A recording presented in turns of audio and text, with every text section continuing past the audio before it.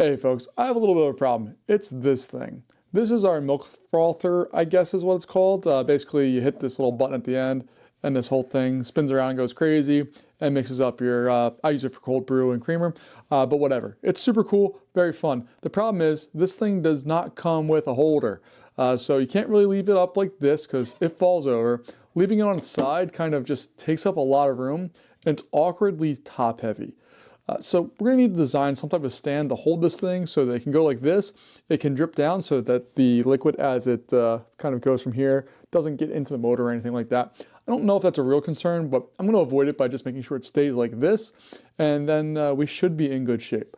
So let's go over and jump into our CAD software and figure out how to make this thing work. All right, so we're here in Onshape. We're going to start off with a sketch, and I guess I'm going to do this from the top view so I can establish the base and kind of build it up so it is either designed in the most natural position or when I go to do views and all that stuff, it makes sense. I figured a 3x3 cube was going to be enough, or a 3x3 square, should I say, enough to give it surface area so it doesn't tip over because it's very top heavy. And then we're just going to extrude it just a quarter of an inch because it doesn't, again, this is not a structural item really. It just needs to be able to hold a little milk frother that doesn't weigh very much. So the idea here is that we're going to have a tower coming up off of the base, and then there's going to be some type of circle thing. I don't know what it's going to look like yet, to support it, hold it, and do all the things we need. So I'm just getting that kind of that rectangular arm that's going to be there.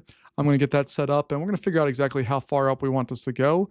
But once we have that up there, then we're going to be able to build on the part that's actually going to hold the milk frother, which I'm kind of interested in seeing how that's going to come about here.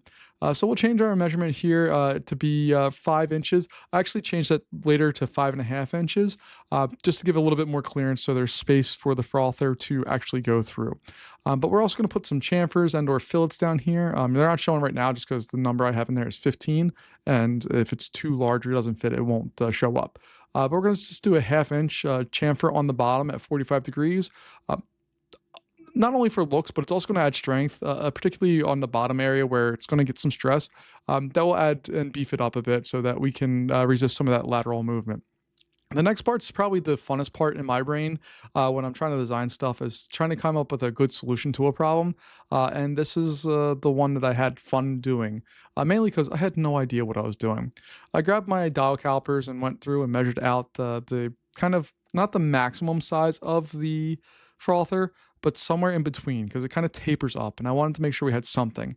And 1.2, excuse me, seemed to be about what we had there. And we're going to separate the arms out here by a quarter of an inch. Again, just to give a little bit of beef, a little bit of strength, nothing crazy here. And then we're going to add some lines to each side. And we're eventually going to not extrude that area. That's going to be the pass through so that the kind of the motor shaft can go through there and get opened up and do all of its things. We'll make that a quarter of an inch. It could be bigger, it could be smaller. It's not really a big deal. Just as long as that part will fit through there, we're good. Now, this part is not super crazy, but we're going to start off at the center line of the circle, and then we'll find out to the right and left, and then we'll go back to the points on the rectangle. Then we're going to use the trim tool to go through and get rid of all of the stuff that we don't need.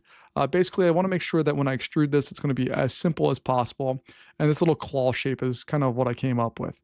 So you can see it there. It's going fine. We just need to reverse the direction, and we're going to definitely make it not an inch thick. We'll go ahead and bring this down to a quarter of an inch to kind of keep in a theme with everything else and kind of keep it looking a little streamlined.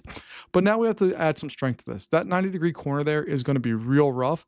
So I'm going to play with a few of just different designs here to see how much we can beef this thing up while still making it functional and also not ruining kind of the general aesthetic, if we can call it that.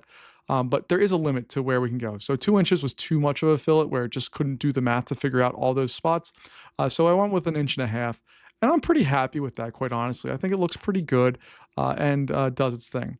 We're also going to throw fillets around all of the edges. This is something that my family uses, and 3D prints at 90-degree corners tend to be very, very hard, sharp edges. I've cut myself a number of times, or at least gotten little scrapes on 3D prints, just trying to get them off of the build plate, or just moving around and messing with them.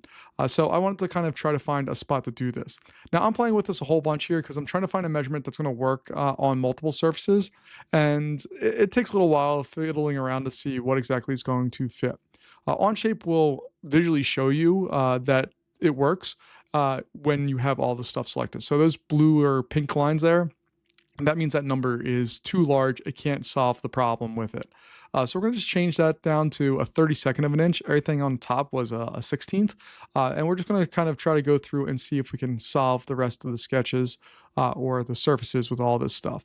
But I'm just trying to, again, play with some numbers and just see if that does anything. If it does, fantastic. If it doesn't, it's not a big deal. We just have to go back and re-put all that in there.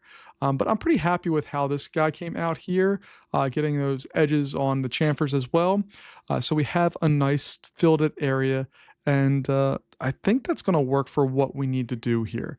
The only other thing I may do is put a little, for lack of a little better term, a little circle at the bottom that's going to act as a place where the drips will go if it has anything on it. We usually clean it off, not a big deal, but I do want it to contain the mess if there is anything. I'm going to make a circle here, you'll see in a moment. It's kind of small and honestly needs to be bigger. So we're going to try to figure out where the center of that original circle was, because we want that circle that we're going to draw in here as kind of the drip area to be centered with it. Which is going to require us to go back into the sketch and take a look and see how far off the origin that is. And doing some quick math here, we're just going to bring that down to a known number of 0.25, so we can center this eventual circle that's going to be on the bottom directly over top here.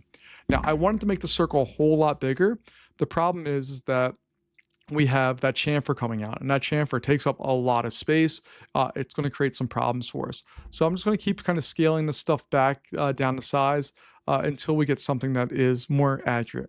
And I guess I could have also put like a rectangle or done some other stuff here, but honestly, it's not that big of a deal. I just wanted to try something and just see if it works. We'll figure out once we actually print it out and get it functioning, if it functions or not the way that I planned it to. I think it's a little too small to do that, but there's only really one way to find out.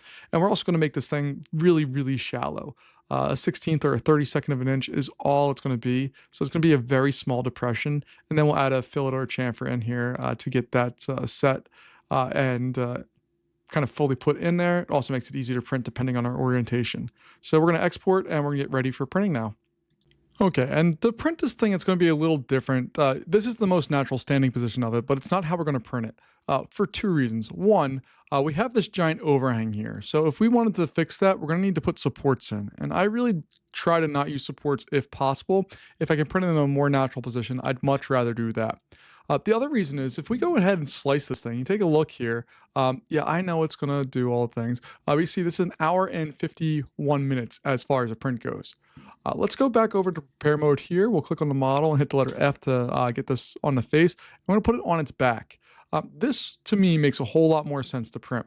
You have much more surface contact area in here. This doesn't need to be supported at all. And the only area that may need support is this area right in here. But in all honesty, because most of this has a little bit of an overlap over there, it should be okay.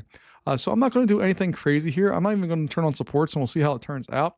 But when we slice this up here, you can see now it's down to an hour and 19 minutes for the actual print time. So we knocked off not quite half the time, but we knocked off a solid 40 minutes, which means if we were making these in batches or production-wise, we'd be able to roll through a lot more of these more quickly. We basically get 3 printed in this version compared to 2 in the other version, and over time that would add up. Again, nothing big deal for what I'm doing, but if you're looking at production runs and kind of trying to see what's going on there, this is a really easy way to do it.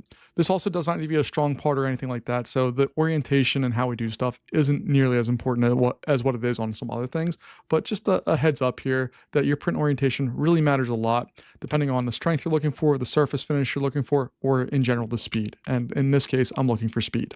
All right, and here's our print. I actually think it turned out pretty good. We started by printing it on its back. As you saw, if I did this, it takes almost double the amount of time if I print it like this as opposed to like this. So that's what I did, but we did get some kind of ugliness through this area. It doesn't look super great. It's not my favorite, but again, it's a functional print. It doesn't have to look good. And the idea here is you set this up, and then when you're ready to put this away, you can just go through the opening, slide it down, and it holds it. It doesn't do the best job. This is not a circular item. If you take a look at it through all this, it's not a perfect circle, so it doesn't hold this perfect. It wants to shoot it off to one side, unless you really kind of make it stand in there. but it does the job, and that's all I'm looking for. It can stand there, it can drip down, there's a little collection tray down there, and it doesn't want to tip over. It has a nice solid base, it's wide enough, even though this thing's crazy top heavy, it's basically centered over top of the middle of this, so it should be fine. And I'm pretty happy with a really easy solution that printed in just over an hour and does the job I needed to do. Let me know what you think. I'll see you later. Bye-bye.